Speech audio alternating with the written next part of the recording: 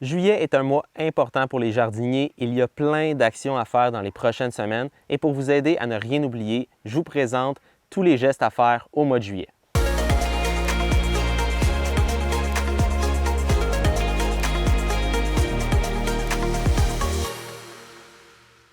Bienvenue dans notre potager. Ici, je me trouve sur le coin dans notre petite section, dans notre petit jardinet de fleurs coupées. Ça, c'est le travail de Cynthia ici. Ça amène beaucoup de vie dans le potager.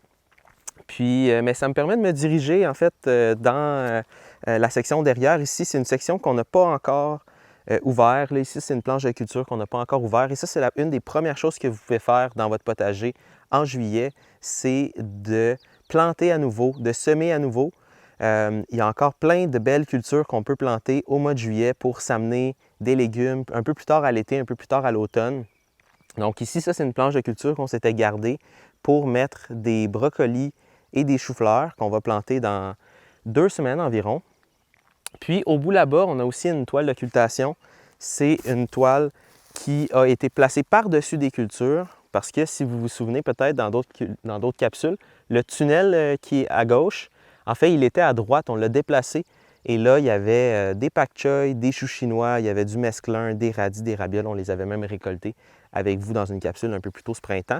Et une fois les avoir récoltés, on a mis une toile et on va remplir ça de rutabaga, radis d'hiver, un peu plus tard dans la saison. Donc, la première chose que vous pouvez faire en juillet, vraiment, c'est de remplir les espaces. Et ça, c'est encore plus vrai si vous avez un petit potager ou un moyen potager. Ça vaut vraiment la peine de le remplir.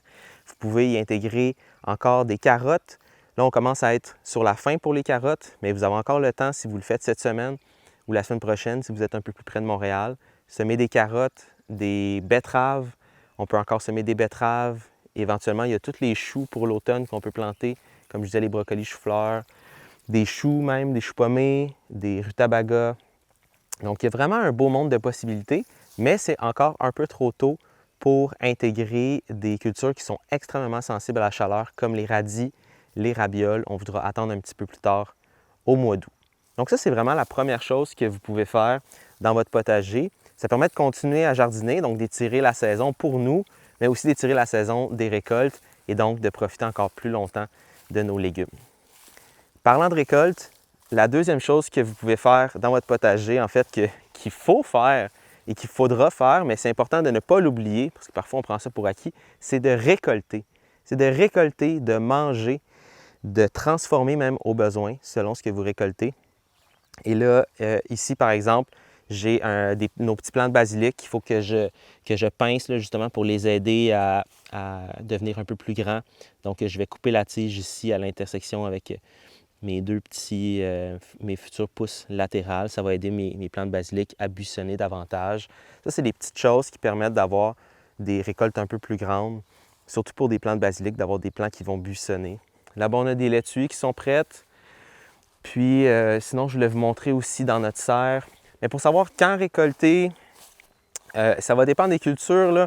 Mais comme par exemple ici des carottes, bien, vous pouvez regarder le collet. Donc, déterrer un petit peu le collet. Comme là, ici, on peut voir, je ne sais pas si on voit à la caméra, mais je déterre le collet des carottes. Donc, on voit, on est à peu près à la grosseur d'un doigt. Donc, ça commence à être du beau calibre. Ça, c'est pas la première génération. On en avait une autre là, qui est un peu plus haut dans le potager, là où il y avait le tunnel initialement. Donc, pour les carottes, on peut déterrer le collet, puis aussi, on peut en sortir pour voir à quoi elles ressemblent. Donc, ça commence à faire des belles petites des carottes pour des collations. Et on va leur laisser encore un petit peu de temps. Puis, on peut en récolter quelques-unes des grosses, mais on va leur laisser encore un petit peu de temps pour pousser. Ici, on avait récolté les brocolis avec vous la semaine passée. Mais dans la serre, c'est là où je voulais vous amener. On a des belles choses à récolter ici dans la serre. Donc, une des choses avec la récolte, en fait, en juillet, c'est que ça devient un petit peu une course à manger ce qu'on récolte. Et c'est ça qui va dicter ce qui serait cool à mettre dans votre cuisine, là, sur votre planche à découper. Donc ici, là, on a nos concombres qui sont en pleine production déjà. Ça, c'est vraiment l'avantage d'avoir une serre. Ça permet de hâter certaines récoltes. Ça permet de donner des conditions de croissance vraiment idéales à certaines cultures, comme les concombres par exemple. Donc là ici, ces temps-ci, il faut récolter tous les jours. J'en ai un dernier ici. Donc pour certaines cultures, là, vraiment en juillet, surtout les concombres, quand ils vont commencer à produire chez vous, il faudra venir presque tous les jours. Il y en a d'autres comme les carottes, c'est vraiment au gré. Puis il faut quand même regarder s'il n'y a pas du mûrissement qui se produit. Je sais qu'on a vu des tomates qui commençaient à rougir. Ah oui, l'autre côté. Ah, c'est-tu la première? Mon Dieu! En direct, devant vos yeux. C'est pas des menteries. Mon Dieu! La première tomate cerise. Waouh! Ça célèbre. Aïe, aïe, ça c'est cool. C'est vraiment le fun. Fait que c'est ça, le juillet, récolter, manger, transformer aussi. On a déjà fait un petit peu de pesto, puis on a fait du kimchi aussi déjà. Donc voilà, ça c'est pour ce qui est de récolter. Là ici il y a des haricots, il y a plein d'autres choses, mais vous voyez un peu là. Les haricots aussi, on a déjà commencé à récolter, puis ça faudra récolter presque tous les 2-3 jours. Donc ça fait c'est des belles surprises, mais ça prend quand même un petit peu de temps, donc il faut le planifier. Puis, il ne faut pas juste récolter, il faut le manger. Des fois, on oublie, là, mais ça prend du temps, ça aussi, des fois, apprêter ces différentes cultures-là. OK, la troisième chose qui est importante à faire au mois de juillet, qui va nous aider à prolonger la période des récoltes. J'aurais pu vous le montrer là avec les concombres, mais là, je peux vous le montrer par le côté de la serre, même ici. Puis ça, c'est vrai, là, que vous soyez dans une serre ou pas, mais c'est de tutorer les cultures, donc de continuer à aider les cultures dans leur croissance, les cultures qui ont besoin de soutien. On va aller voir aussi dans le tunnel, mais ici, à côté de moi, j'ai des poivrons, puis j'ai des aubergines. Regardez là-bas, on en a qui sont déjà immenses. Je ne sais pas si on peut le voir là, mais on va bientôt faire des récoltes. Ici, on a des aubergines, sont vraiment grosses, il y en a une autre derrière. Mais il faut continuer à les tutorer, il faut continuer à les tailler. Donc, selon la méthode de tutorage que vous avez choisie, c'est bien de le faire un petit peu à chaque semaine plutôt qu'une grosse fois à toutes les 3-4 semaines parce que là, ça devient vraiment la jungle. Puis pendant ce temps-là, la plante n'est pas en train de produire efficacement des fruits.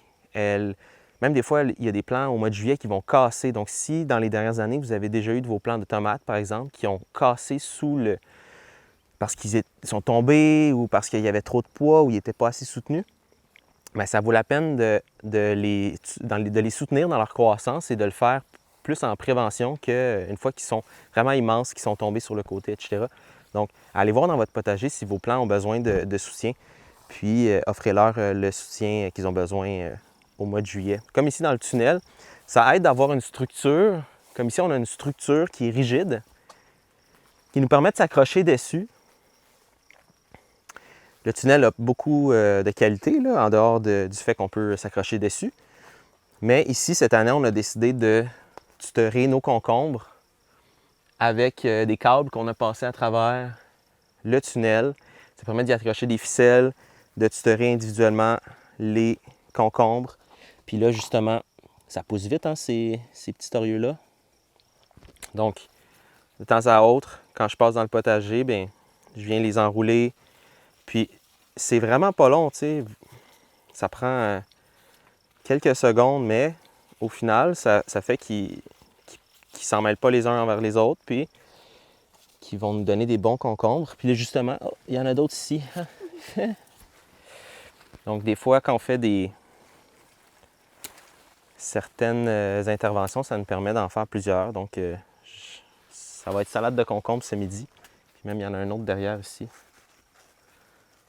Ouais, ça produit, hein, cette année. C'est vraiment cool. C'est différent de l'année dernière, mais juillet, ça se ressemble toujours. Règle générale, c'est un mois qui est très chaud, très ensoleillé. On est tout près du solstice. Puis tout pousse à vitesse grand V. Donc la taille, le tutorage, c'est vraiment important de le faire. Puis étant donné que ça pousse très très vite, bien, c'est ça, il faut passer fréquemment. La quatrième chose que je vous recommande de faire dans le cadre du mois de juillet, c'est du dépistage. Donc là, j'ai mis des collants, des pièges collants pour les insectes. Je les ai mis hier. Là, j'ai rien capturé de vraiment probant. Là, c'est beaucoup des petites mouches que je ne saurais identifier. Il y en a tellement des mouches dans la vie. Ici, j'ai une altise.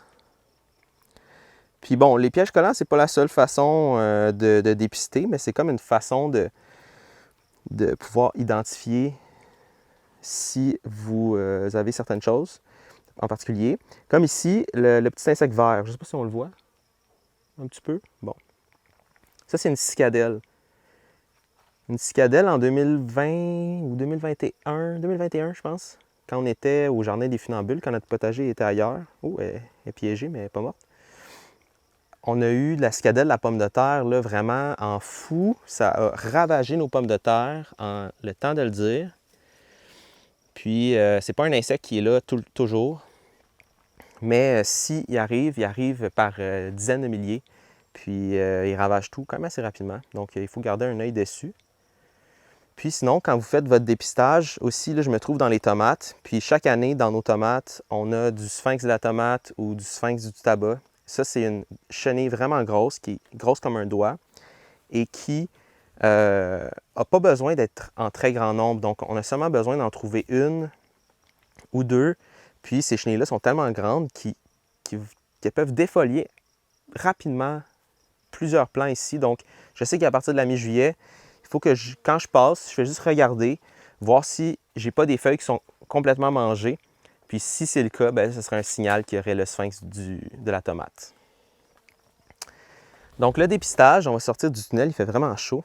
Puis là, il y a plein d'autres choses qu'il faut faire au mois de juillet, mais la dernière que je vous propose, en fait, que vous savez déjà qu'il faut faire, là, mais c'est la gestion des mauvaises herbes. Parce qu'en juillet, ça pousse encore beaucoup, à la fois les cultures, mais aussi les adventices. Et avoir un petit contrôle régulier, assez simple, dans vos mauvaises herbes, ça va vraiment vous aider aussi. La compétition herbacée pour les plantes potagères, ça leur nuit quand même considérablement. Donc, si vous faites justement des nouvelles implantations, comme ici, c'est des carottes, on peut voir les rangs, peut-être vous voyez au loin. Ça, c'est toutes nos carottes pour la conservation. Bien, ça va vraiment les aider si on fait une gestion des mauvaises herbes, si on passe une fois par semaine avec un petit outil manuel comme une binette oscillante ou une binette fil de fer, ça va vraiment aider. C'est vraiment pas long. Ici, désherber ces carottes-là, ça va me prendre à peu près 5 minutes. Avec un outil à manche, je vais rester debout, ça va être vraiment facile. Donc, ça vaut la peine de le faire, de passer. Puis, pour ce qui est des actions en juillet, si je résume, l'idée, c'est vraiment d'essayer de passer fréquemment, mais faire des petites interventions fréquentes plutôt que de passer une fois à toutes les 3 semaines. Et là, de se retrouver devant quelque chose qui semble comme une montagne un peu insurmontable. Ça va vraiment vous aider si vous passez un petit peu dans vos petites tournées fréquentes. Puis, n'oubliez surtout pas de manger vos légumes, de les mettre en valeur, de les cuisiner, puis de vous amuser à travers tout ce processus-là. Avoir un potager, c'est vraiment un privilège. Puis, profitez-en. Donc, en résumé, c'est de planter les espaces qui sont libres, de récolter, manger, transformer, tutorer, tailler, faire du dépistage et gérer vos mauvaises herbes. Je vous laisse là-dessus. Passez un très beau mois de juillet et on se revoit très bientôt.